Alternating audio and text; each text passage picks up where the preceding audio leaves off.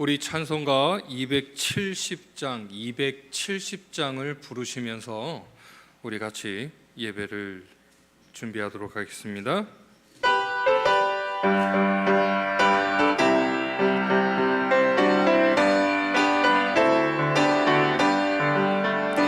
편찮은 주님의 사랑과 거룩한 보혈의 공로를 우리 다 찬양을 합시다.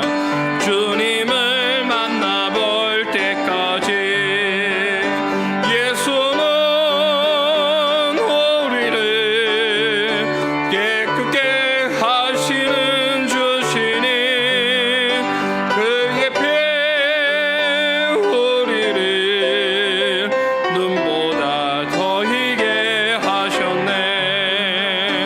우리를 깨끗게 한 피는 무궁한 생명의 물일세. 생명의 구원을 받은 자 하나님 찬양을 합시다. 예수는 우리를 깨끗게 하시는 주시니 그의 피 우리를 눈보다 더 희게 하셨네.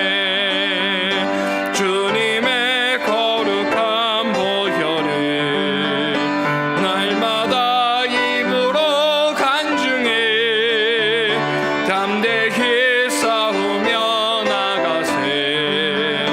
천국에 들어갈 때까지 예수는 우리를 깨끗게 하시는 주시니 그의 피 우리를 눈보다 더 희게 하셨네.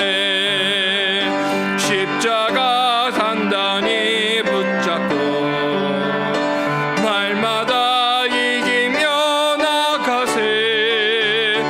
머리에 면류관 쓰고서 주 앞에 찬양할 때까지 예수는 우리를 깨끗게 하시는 주시니 그의 피 우리를 눈보다 더 희게 하셨네.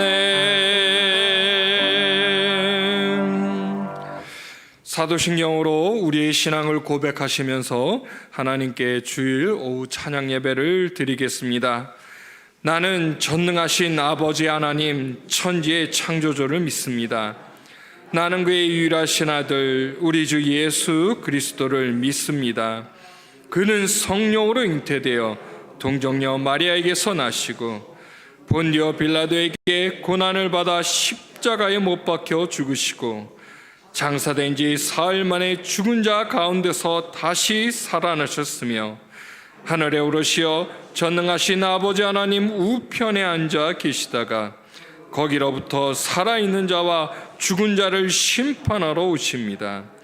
나는 성령을 믿으며 거룩한 공교회와 성도의 교제와 죄를 용서받는 것과 몸의 부활과 영생을 믿습니다. 아멘. 다 같이 찬송가 303장입니다. 찬송가 303장.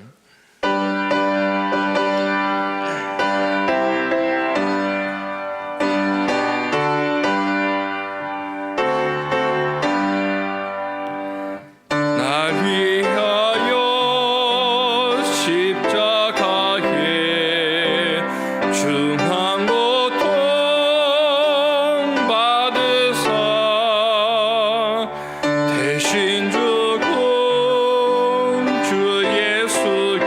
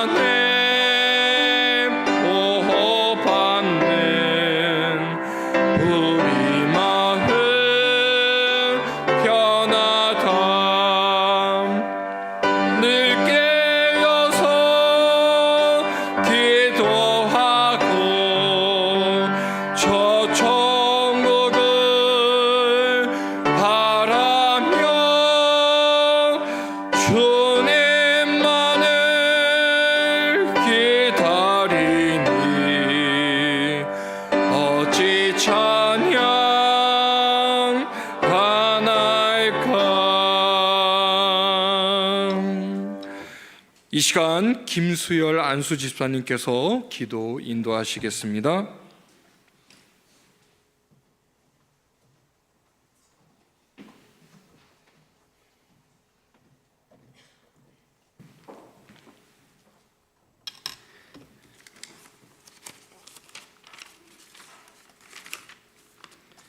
기도 올리겠습니다. 찬송과 영광을 세세무궁토록 받으시기에 합당하신 아버지 하나님, 우리를 구원하신 주님의 은혜를 생각하며 감사와 찬양을 아버지께 올려드립니다. 하나님의 크신 은혜를 받고 살지만 아직도 세상과 타협하고 하나님을 절대 순종하지 못하고 내 뜻을 고집하는 어리석은 삶을 용서해 주옵소서. 부족한 우리를 주님의 자녀 삼아주시고 힘들 때 의지할 수 있는 가정과 믿음의 길로 함께 나아갈 수 있는 좋은 교우들을 주시고 지치고 방황할 때 주님의 선한 인도하심에 하나님 감사와 영광을 드립니다. 이 시간 주의 이름으로 모인 모든 성도님들께 살아 계셔서 역사하시는 주님을 만나게 하시고 지치고 상한 마음과 질병으로 고통받는 성도님들께 위로와 병든 육체가 치유되는 은혜를 주시옵소서. 우리 교회와 성도들을 위해 이 나라와 민족을 위해 드려지는 기도마다 주께서 응답하여 주시고 근심과 걱정에서 지켜주시고 주님께서 주시는 참 평안과 기쁨을 누리게 하옵소서. 작은 일에도 감사할 줄 아는 겸손한 마음을 주시고 우리의 삶의 목적이 하나님의 뜻을 이루는 순종의 삶을 살게 하여 주옵소서. 대형교회를 사랑하사 여기까지 오게 하시니 감사를 드립니다. 교회 안에 주님의 뜻을 닮아가는 성도님들이 더욱 많아지기를 원하옵고 교회에 속한 모든 기관마다 주의 전을 위하여 열심을 다하게 하시고 배움의 길을 가는 아이들과 청년들을 사랑하사 여호와를 경외함이 지식의 근본임을 깨달아 알게 하시어 이 나라와 민족을 위하여 귀하게 쓰임받는 제목들이 다 되게 하여 주옵소서. 이 시간 담임 목사님을 통해 선포되는 귀한 말씀을 마음에 잘 새기어 세상 속에서 실행하고 온전히 주님만을 섬기는 선한 삶을 살아가게 다짐하는 귀한 말씀이 되기를 원하고 이 모든 말씀 우리를 사랑하신 우리 주 예수 그리스도의 이름으로 감사하며 기도합나이다. 아멘.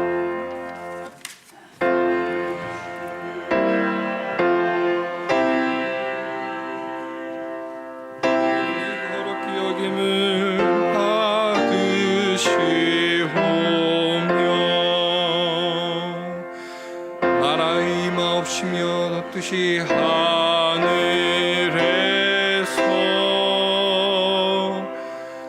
이룬 것 같이 땅에서도 이루어지이다.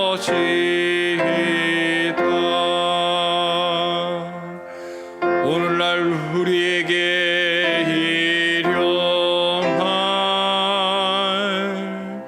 양식을 주옵시고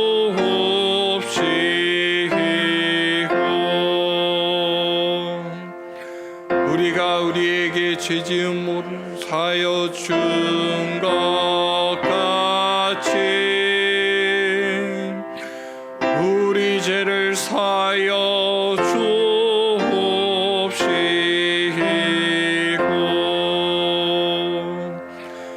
우리를 시험에 들게 하지 마옵시고 다만 악에서 구하옵소서.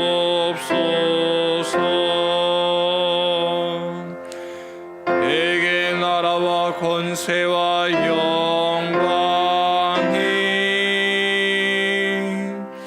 아버지께 영원히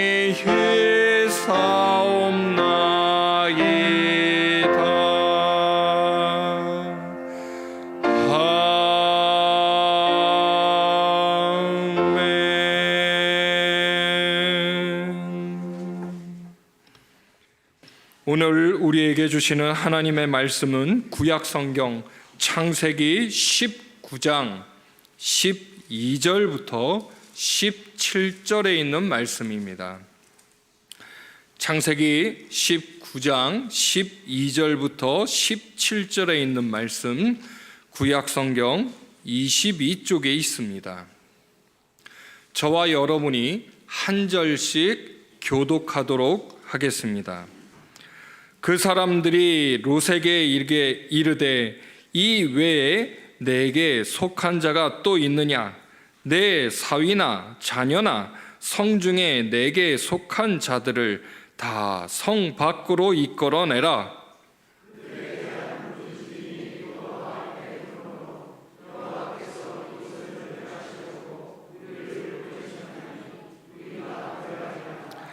롯이 나가서 그 딸들과 결혼한 사위들에게 말하여 이르기를 여호와께서 이 성을 멸하실 터이니 너희는 일어나 이곳에서 떠나라 하되 그의 사위들은 농담으로 여겼더라.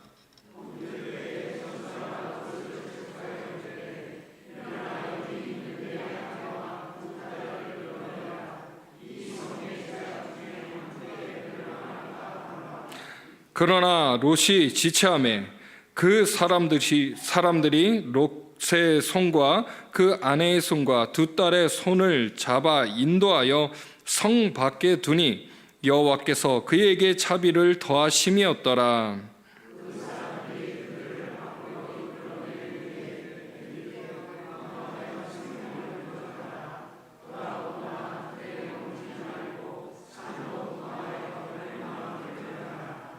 아멘. 이 시간 담임 목사님 나오셔서 영적 수지타산이라는 제목으로 말씀 선포해 주시겠습니다.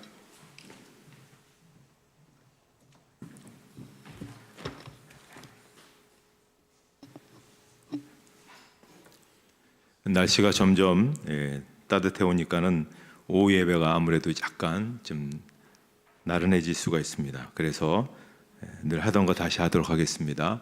자, 먼저 몸이 깨어나려면 운동을 해야 된다고 했습니다. 자, 기지개가 굉장히 좋은 운동이라고 합니다. 기지개를 한번 펴서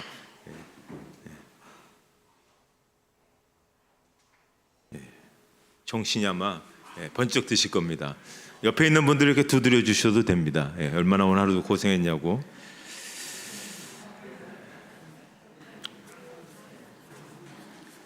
그 다음에 이제 너무 세게 치시면 그게 또 저기 되니까 정신은 미소로 깨어난다고 그랬으니까 자, 만만한 상대 한번 바라보시면서 미소를 한번 지어보시죠. 근엄하게 있지 마시고 미소 지어보세요. 그 다음에 영혼은 사랑한다는 말 통해서 그렇게 이제 깨어난다고 하니까는 우리가 지난주에 이제 임직식을 했습니다. 그래서 이제 근데 권사가 되셨고 어쨌든 명예지만 그래도 권사 안수 집사 또 여기 또 다른 직분들이 있으니까 오늘은 당신을 하지 않고 직분을 갖고 한번 해보도록 하겠습니다. 집사님은 권사님은 장로님은 너무나 소중하십니다. 이렇게 한번 해주십시오. 자, 첫째 우리 그렇게 너무나 소중하십니다.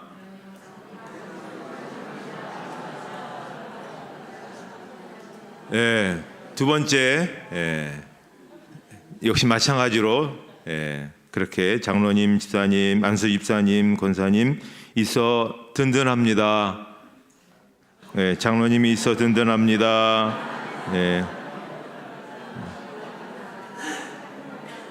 세 번째 그냥 장로님은 제가 이야기해요. 장로님의 밝은 표정을 담고 싶습니다.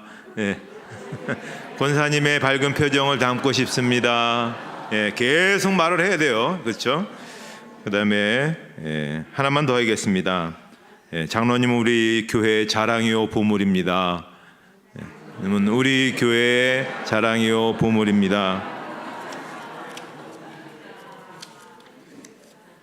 제가 왜 이렇게 호칭을 자꾸만 얘기했냐면 한 주가 지났지만 여전히 우리가 옛날 호칭을 부른 경우이고 저도 그렇게 오늘 했기 때문에 그렇지 않아야 되겠다 이렇게 머릿속에 담겨져 있는데도 불구하고 그렇거든요. 그러니까 계속 이렇게 연습을 하도록 하겠습니다. 한국교회의 미래를 어떻게 좀 잘 이끌어 나갈 것인가에 대한 그런 포럼이 있어서 참여를 했는데요. 한국교회가 앞으로 더 건강한 교회 또 부흥하는 교회 되기 위해서 극복해야 될 것이 무엇인가 하는 문제에 대해 토론했습니다. 왜냐하면 요즘 이제 가끔가다 이렇게 올라오는 그런 사진들 보면서 저희가 영국이나 유럽이나 미국의 교회들이 이렇게 뭐 카페로 바뀌고 심지어 뭐 나이트클럽으로 바뀌는 것에 대해서 안타까워했잖아요. 우리나라도 지금 그러고 있습니다. 교회들이 지금 팔려나가기 시작했어요. 그래서 막 카페로 많이 바뀌고 또 이단들이 들어와서 그걸 하고 있는 그런 상황이 지금 되고 있어서 우리가 이 문제에 대해서 그냥 먼 나라 얘기겠지 이렇게 생각하면 안 된다. 우리에게도 지금 시급히 떨어진 그런 문제다 이렇게 생각하셔야 됩니다.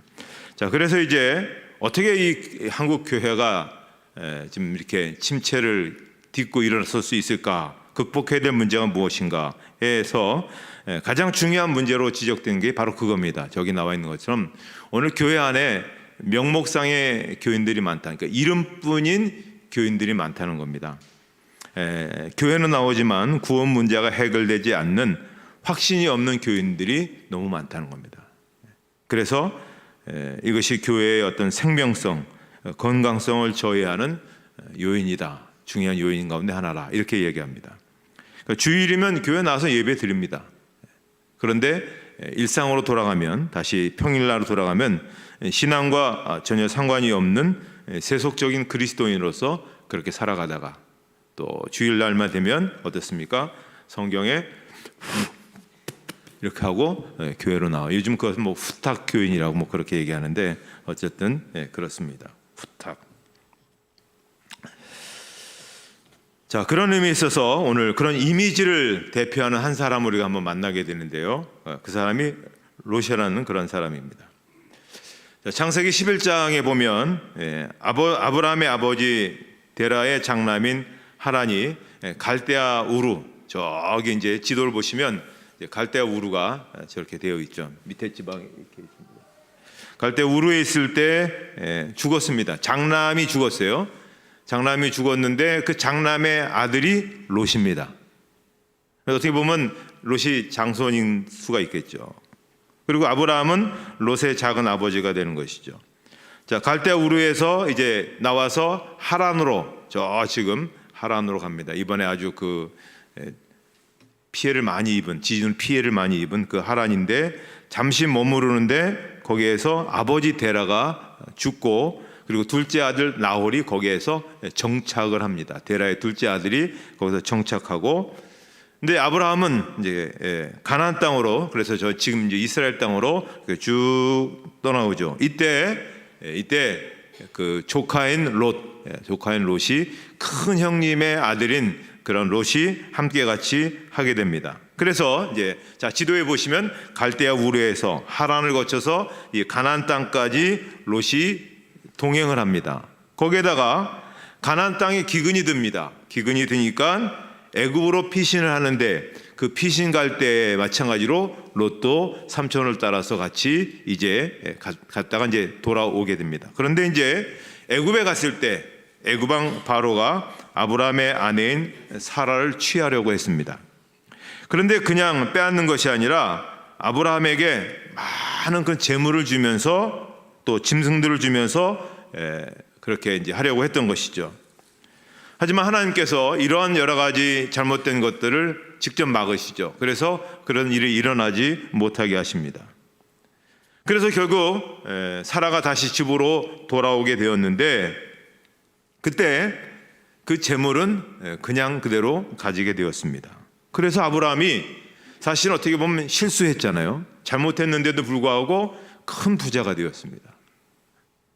그런데 아브라함만 부자가 된 게 아니라 그 삼촌을 따라갔던 조카인 롯도 마찬가지로 부자가 되었습니다.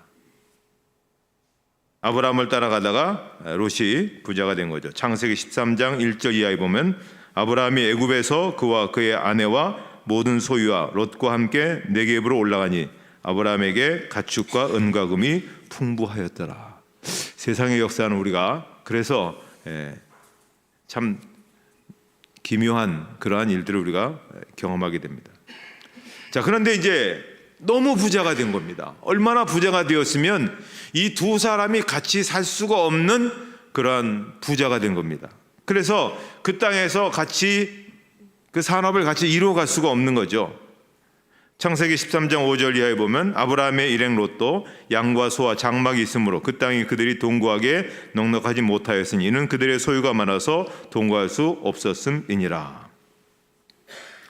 자, 너무 많은 그런 재산들을 갖다 보니까는 이제 서로 자기의 그 주된 사람이 이제 목축이니까 양과 소를 이제 먹여야 되는데 어떤 그 물을 얻기 위해서 싸워야 되고 또 양식을 얻기 위해서 결국은 두 집안이 싸울 수밖에 없는 그런 상황이 된 겁니다. 그러니 그것이 결국은 하인들의 싸움이 결국 주인들의 싸움으로 또 어떤 서운한 감정을 갖게 되잖아요. 그래서 이렇게 될 바에는 갈라지는 게 낫겠다. 이제 그런 생각하게 되었죠.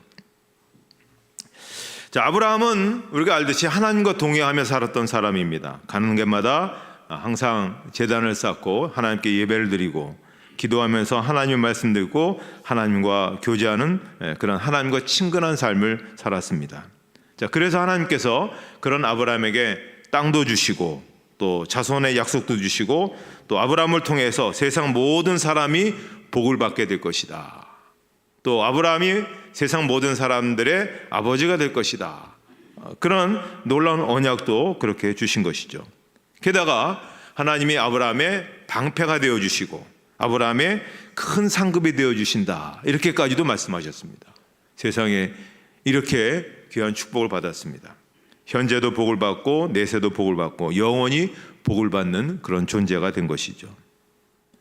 자, 롯이 만약에 아브라함을 그래도 삼촌 그래도 불구하고 제가 그래도 지금 양보하겠습니다. 그래도 쫓아다니겠습니다. 했다면 아마 롯도 굉장한 믿음의 어떤 그러한 계보에 올라선 그런 사람이 될 수 있을 텐데 그만 아브라함과 다른 길을 가게 되었습니다. 성경은 그것을 창세기 13장 8절 이하에 이렇게 말씀합니다.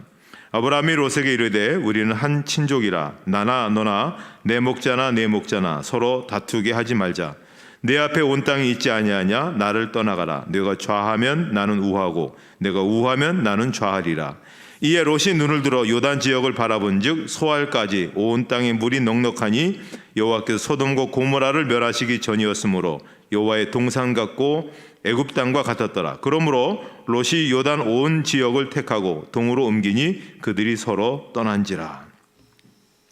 자, 아브라함이 조카인 롯에게 먼저 선택권을 주었을 때 롯이 자기가 선택할 곳을 바라봅니다. 바라보았더니 그의 눈에 어디가 들어왔냐면 저 빨갛게 이렇게 동그라미 쳐진 부분이 있죠. 이쪽 오른쪽에 있는 부분, 자, 소돔 고모라, 지금 현재 요르단 땅이죠.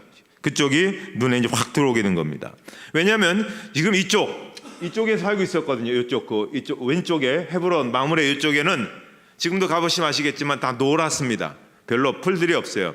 듬성듬성 나는데 이쪽은 굉장히 푸릅니다. 지형이 다르거든요. 그러니까 저쪽에 이제 좋아 보이니까 그 요단 온들의 도시들이 또 발달해 있었거든요. 소돔, 고모라, 아드마, 스보인, 소알 이렇게 5개 좀 발달된 그런 성이 있었고 관계 시설도 잘 돼 있었고 목초 지역도 많고 그러니까는 거기를 선택하게 된 것입니다. 그런데 자, 분명히 지역이 이렇게 멀지 않습니다. 지역이 멀지 않기 때문에 소돔과 고모라 사람들 그쪽 5개 지역 사람들이 어떤 부류의 사람들이고 어떤 사람들이 살고 있다는 것은 분명히 서로 교류를 했기 때문에 알고 있었던 것이죠. 그럼에도 불구하고 눈에 볼 때는 내 재산을 증식시키는 데 있어서는 여기만큼 더 좋은 데가 없을 것이다 해서 이쪽을 이제 선택했는데 이제 성경은 뭐라고 평가를 하냐면 창세기 13장 13절에 이렇게 말씀합니다. 소돔 사람은 여호와 앞에 악하며 큰 죄인이었더라. 자, 여기 잘 보십시오. 소돔 사람은 하나님 앞에 악한데 다른 데는 죄인이라는 얘기는 썼지만 큰 성경에 큰 죄인이란 말은 여기밖에 쓰여지지 않습니다. 그러니까 이 소돔 사람들이 하나님 앞에서 하나님 보시기에 너무나 가증스러운 일을 엄청나게 많이 저지르는 것을 롯도 분명히 들었을 건데도 불구하고 큰 죄악이 있지만 그래도 자기의 어떠한 그런 그 재산을 더 늘려가는 데 있어서는 거기에 더 용이하겠다고 생각해서 이제 글로 옮기게 된 것이죠.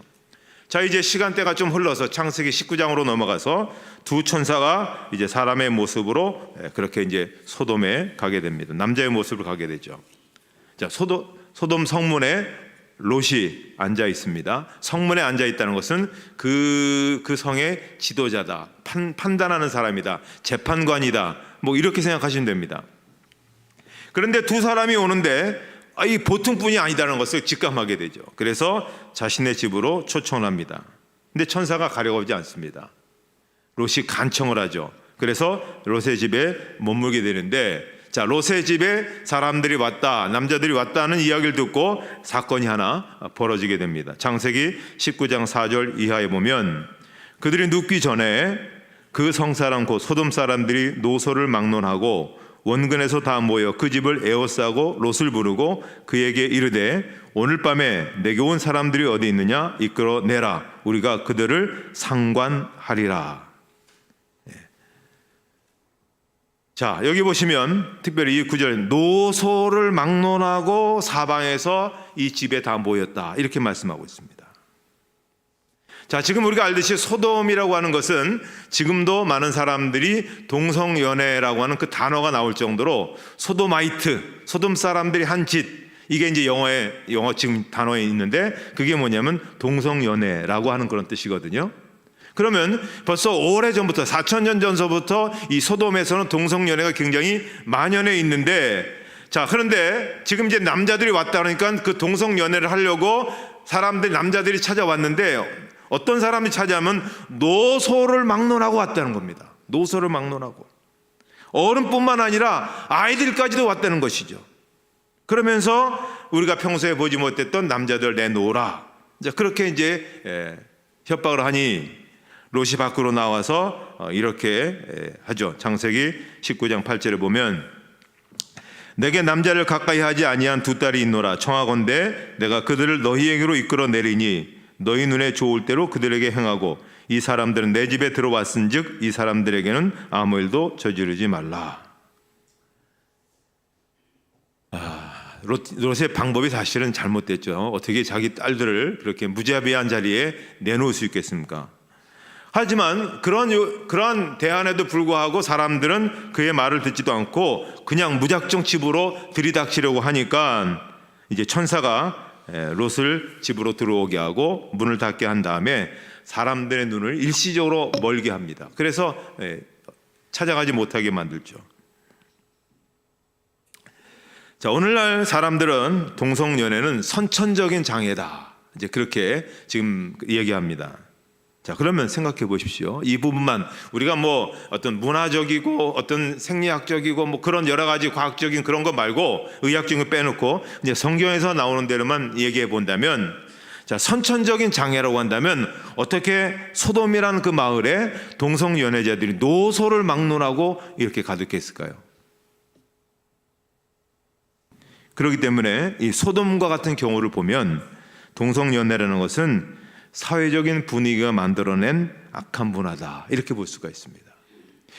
언제부터인가 이 동성연애에 대한 그러한 일들이 계속해서 우리 문화 속에 서서히 들어오지 않습니까? 그래서 TV라든지 드라마라든지 또 어떤 영화라든지 이런 데서 이제 그런 얘기하고 그런 영화를 만들어낸 것들이 상을 받습니다.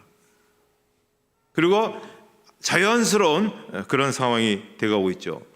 우린 지금 막 굉장히 갈등하고 있지만 유럽이나 미국 이런 속에서는 굉장히 심각한 문제죠. 그래서 뭐 동성연애, 남자 여자 둘이 결혼하겠다고 목사님한테, 이제 거기는 이제 목사님, 미국 같은 경우도 그렇지만 목사님에게 가서 이제 이렇게 우리 결혼하니까 주례를 서달라, 목사의 양심으로 할 수 없죠. 그러면 감옥에 가게끔 이렇게 만드니까 이제 막 난리가 났잖아요. 그래서 뭐 합의해갖고 뭐 약간 뭐 서로 이제 목사가 거부할 수 있는 그런 뭐 권리를 뭐 부여한다 아니다, 이거 갖고 지금 막 싸우고 있거든요. 어쨌든 동성연애가 괜찮다라고 하는 분위기가 가득 채워지면 그런 분위기에 휩쓸려서 멀쩡하던 사람들도 다 그렇게 넘어가는 겁니다. 자, 롯이 바로 그 도시에 살면서 그 기본 신앙은 갖췄지만 이제 이게 이름뿐인 그리스도인이 된 거죠. 하나님과 교제도 단절되고 기도도 제대로 하지 않고, 그러다 보니까 생각이 그냥 엉뚱한 생각이 되는 겁니다. 제대로 판단을 내리지 못하는 거죠. 자, 생각해 보십시오. 자신이 결혼하지 않는 두 딸을 그냥 마구잡이로 그럼 내놓는 아버지가 어디 있겠습니까? 당연히 아버지라면 자식을 보호해야 되고 딸을 보호해야 될 그런 처지인데, 그렇게 내어주는 악한 아버지가 된 것이죠. 결국 그가 제대로 신앙생활 하지 못했기 때문에 아주 굉장히 나중에 결과들이 좋지 않게 된 것을 볼 수가 있습니다. 자, 롯은 아까 말씀드렸듯이 엄청난 그런 삼촌 때문에 부자가 됐습니다. 그리고 또 지역에 옮기면서 나름대로의 또 부를 더 그렇게 증식시켰을지도 모릅니다. 그래서 성문에 앉아 있다는 것은 외지인이, 이방인이 들어와서 그 마을의 주인이 될 정도의 지도자가 될 정도 한다면 엄청난 돈을 벌어서 거기에 기여를 했기 때문에 출세를 하게 된 것이죠. 그런데 롯은 성공하기 위해서 너무 많은 것들을 희생했습니다. 첫째는 성도의 기쁨, 그리스도인의 기쁨을 그가 상실했습니다. 자, 베드로 후서 2장 7절에서부터 8절까지 말씀 한번 우리 같이 한번 읽도록 하겠습니다. 무법한 자들의 음란한 행실로 말미암아 고통당하는 의로운 롯을 건지셨으니 이는 이 의인이 그들 중에 거하여 날마다 더 불법한 행실을 보고 들음으로 그 의로운 심령이 상함이라. 롯에게도 그리스도인은 어떤 양심이 있잖아요. 늘 괴로운 거죠. 내가 이렇게 살아서는 안 되는데. 사람들이 저지르는 그 죄악 속에서 이렇게 살아서는 안 된다면서도 거기서 더불어 살아야 되고 그 사람들의 표를 의식해야 되고 그 사람의 인심을 얻어야 되고 하다 보니까는 적당히 같이 어울리기도 해야 되고 하니까 얼마나 그 심령이 외로웠고 힘들었겠느냐는 것이죠. 그러니까는 롯이 구원을 잃어버린 건 아니지만 구원의 기쁨을 상실했다는 겁니다. 겉으로는 잘 있고 겉으로는 괜찮은 것 같은데 그 영혼은 굉장히 불행한 거죠. 그러니 출세하고 돈을 많이 벌어서 있어도 영혼이 불행하면 그게 좋은 삶이겠는가 하는 것입니다. 물론 우리도 잘 돼야 됩니다. 또 돈도 많이 벌 수 있으면 좋고 또 기쁨도 있으면 좋겠지만은 기쁨을 희생하면서까지 얻은 그 물질의 가치, 과연 그것이 우리에게 과연 어떤 의미가 있을까 하는 것이죠. 두 번째로 그는 증거 능력을 상실했습니다. 그가 말을 해도 이제 자식들이 듣질 않는 겁니다. 자, 롯이 딸들과 결혼할 사위들에게 그렇게 말하죠. 창세기 19장 14절에 롯이 나가서 그 딸들과 결혼할 사위들에게 말하여 이르기를 여호와께서 이 성을 멸하실 터이니 너희는 일어나 이곳에서 떠나라 하되 그의 사위들은 농담으로 여겼더라. 하나님이 여기를 멸망시킨단다. 자, 우리 살아야 될 길은 여기를 떠나는 길이다. 같이 나가자. 그랬더니 뭐라고 얘기했습니까? 농담하지 마십시오. 그렇다면 왜 롯이 이렇게 신임을 잃어버린 그러한 증인으로서, 예수 그리스도의 증인으로서, 하나님을 섬기는 하나님의 증인으로서 그 능력을 상실했는가? 그것은 다른 거 아닙니다. 모범되지 못했기 때문에 그렇습니다. 자, 롯이 기도했다는 구절은 딱 한 군데밖에 안 나옵니다. 창세기 19장 19절 이하에 보면 주의 종이 주께 은혜를 입었고 주께서 큰 인자를 내게 베푸사 내 생명을 구원하시오나 내가 도망하여 산에까지 갈 수 없나이다. 두렵건대 재앙을 만나 죽을까 하나이다. 보소서 저 성읍은 도망하기에 가깝고 작기도 하오니 나를 그곳으로 도망하게 하소서. 이는 작은 성읍이 아니니까 내 생명이 보존되리이다. 자, 천사가 내가 살 수 있는 길은 산으로 가는 길밖에 없다 하는데 이제 몸이 약하니까 산으로는 갈 수가 없는 겁니다. 그러니까는 작은 성 거기를 멸하지 않고 거기까지 갈 수가 있으니까 거기는 지금 살려달라 그렇게 하죠. 롯이 성경에서 나타난 롯이 계속해서 나타난 많은 부분 가운데 유일하게 기도한 부분입니다. 그래서 하나님께서 그 기도를 들으시고 소알로 도망갔는데 맨 밑에 소알 있죠. 소알은 살려주신 것이죠. 소알은 작다, 아주 작은 그런 성이었던 것 같습니다. 자, 이 이야기는 오늘 우리들 굉장히 불편해할 그런 구절이기도 합니다. 왜냐하면 부모된 사람들이 자식에게 어떠한 그런 증인의 어떤 모습을 보여주지 못하는 것, 그게 오늘 우리에게 있어서 불편하죠. 오늘 부모들이 자식에게 야, 기도해야 된다, 성경 봐야 된다, 교회에 나와야 된다, 그런 말을 듣고 그렇게 어릴 때는 모르겠지만 장성한 아들들이 과연 그렇게 하는 그런 자식들이 얼마나 될까 하는 것입니다.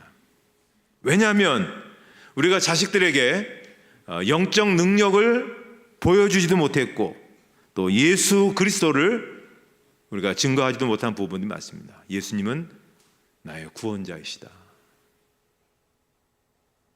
하면서 예수님을 소개하고 또 예수님을 따라가는 어떤 삶의 어떤 그런 흔적들을, 집에서는 모든 것이 무장해야 되기 때문에 우리 아버지 우리 어머니가 어떻게 살는지 무슨 말하는지 다 알지 않습니까?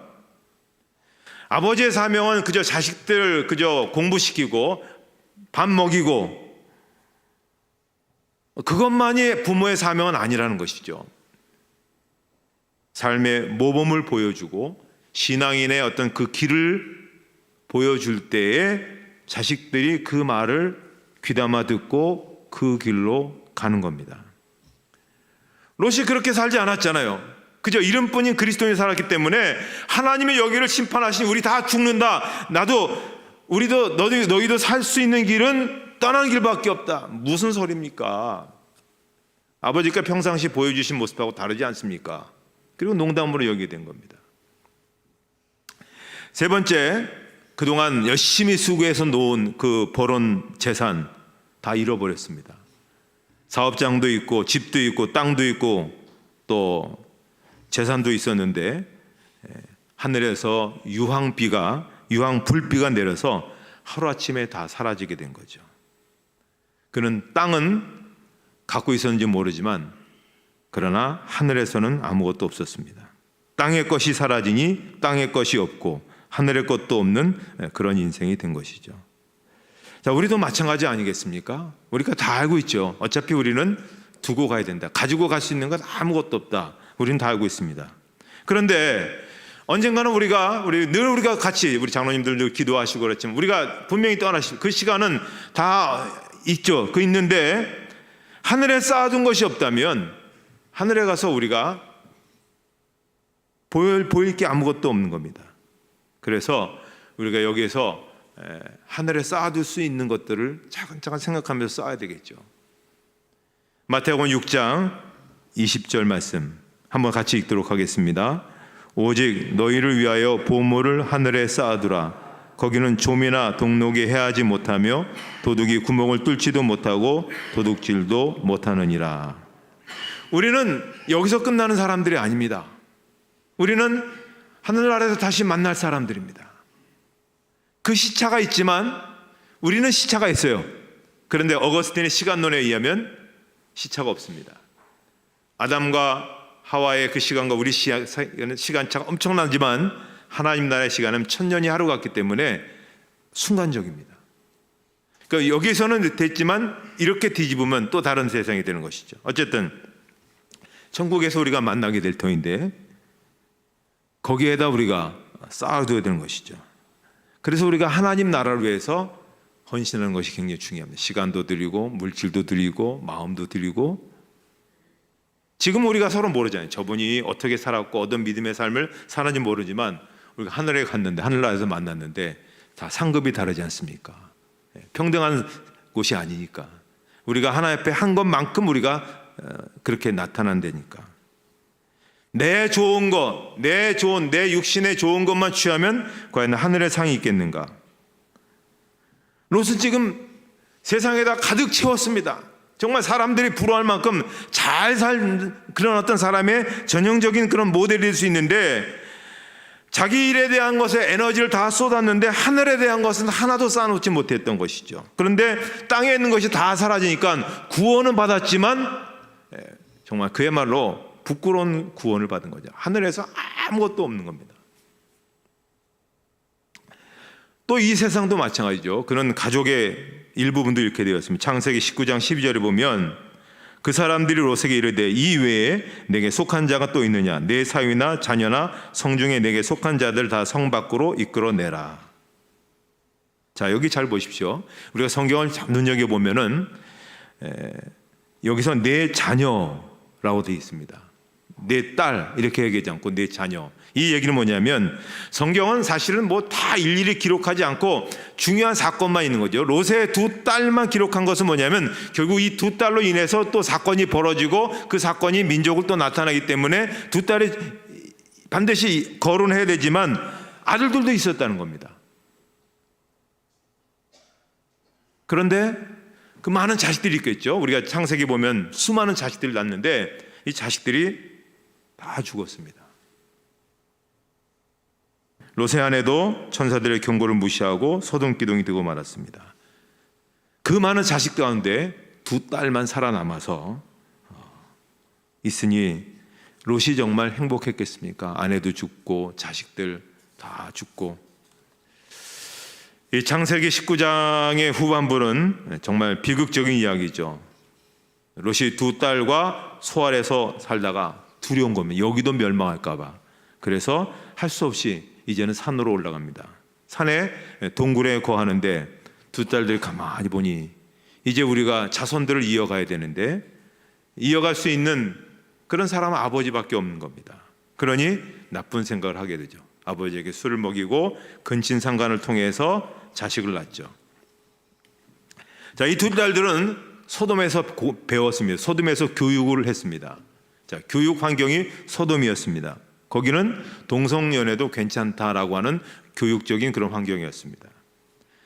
정말 엄청난 죄라고 알았던 동성연애도 괜찮으니 근친상간은 이건 아무것도 아닌 죄인 거죠. 우리가 어디에 살고 무슨 교육을 받느냐가 굉장히 중요한 거죠. 그래서 결국은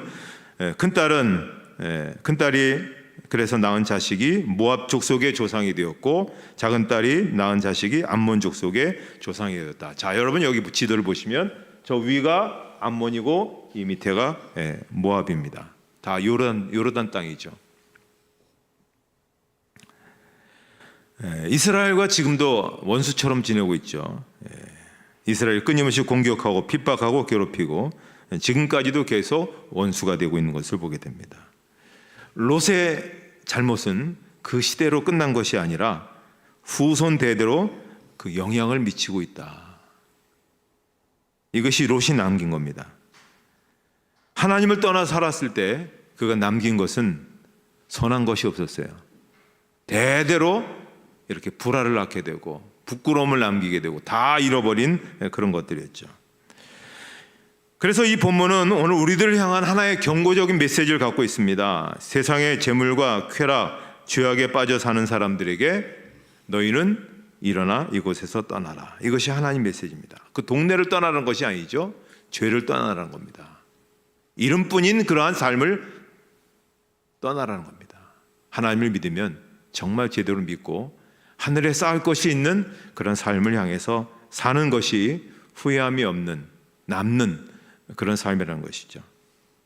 예전에 그 북한에 목사님들이 이렇게 좀 갈 수 있었던 그런 시기가 있었습니다. 그래서 평양에 가서 이제 그 평양에 대단히 큰 그 호텔에 들어가게 되었는데 어떤 분이 그런 얘기를 하더래요. 방에 가면 카메라와 마이크가 다 설치되어 있으니 조심해라. 그거 다 녹음하고 그거 다 찍어서 나중에 당신이 이렇게 거기다가 퍼뜨리면 끝날 수도 있다. 그래서 이 목사님이 방에 들어가서 이래저래 찾으니까 좀 의심스러운 부분이 있더래요. 그런데 자기가 이제 함부로 할 수가 없죠. 그런데 그날 자기가 이제 하룻밤을 거기서 이제 보내는데 자기가 지금까지 살아왔던 삶과 전혀 다른 그러한 모습을 보여주더라는 겁니다. 자기 평생에 그렇게 거룩하게 그 방에서 행동한 적이 없었고, 평생에 자기가 그렇게 말을 점잖고 예의 있고 신앙 있게 해본 적이 없었고, 자면서 그렇게 경건하게 잠을 자본 적이 없었다는 겁니다. 카메라를 의식해서, 마이크를 의식해서.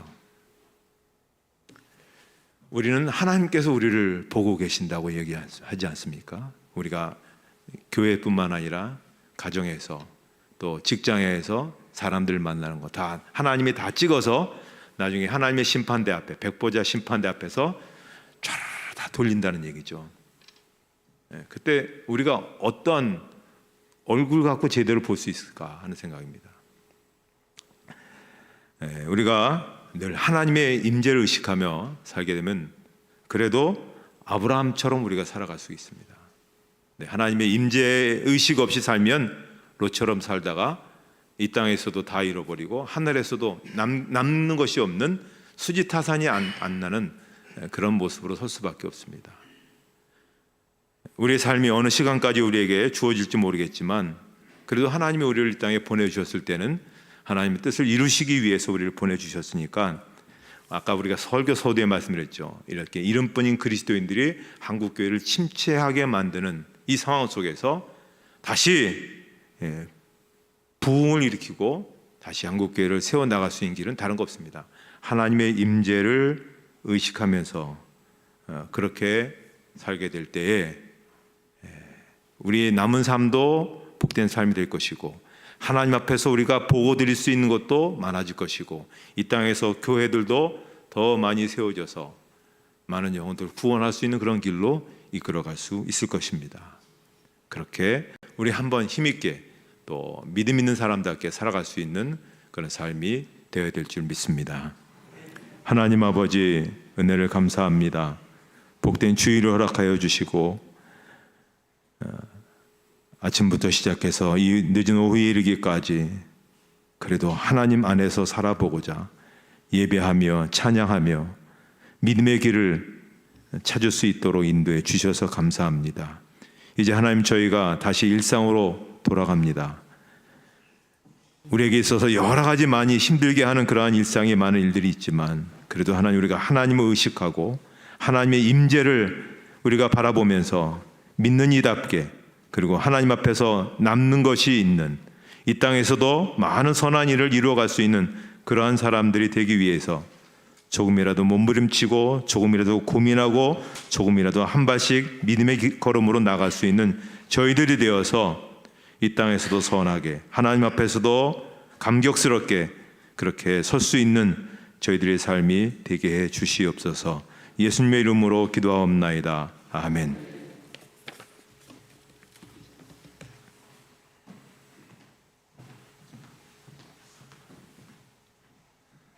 다 같이 찬송가 360장 찬양하시겠습니다.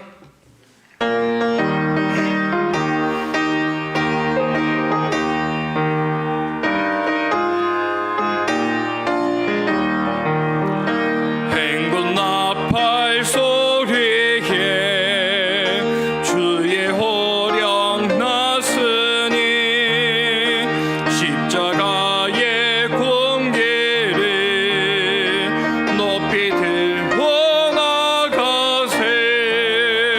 선한 싸움 다 싸우고 의의 면류관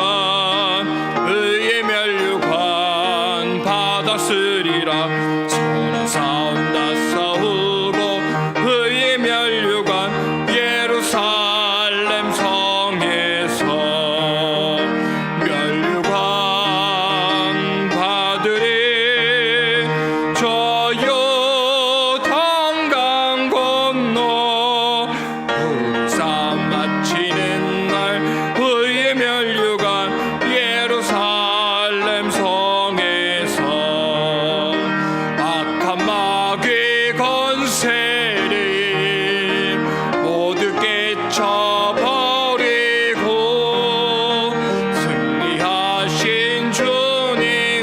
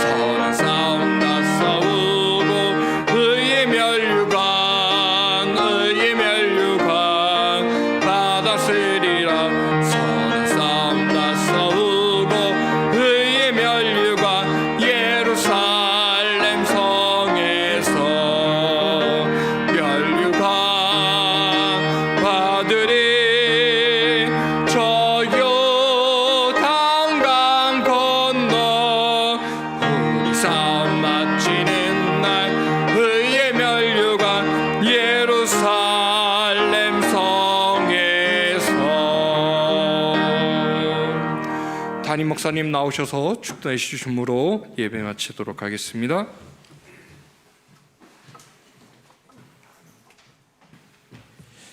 이제는 우리 주 예수 그리스도의 은혜와 하나님 아버지의 사랑하심과 성령의 인도하심과 교통하심이 성도들의 모든 삶과 일터와 직장과 하는 모든 일 위에, 그리고 주님을 향한 거룩한 비전 위에 이제로부터 영원토록 함께 없으기를 축원하옵나이다. 아멘.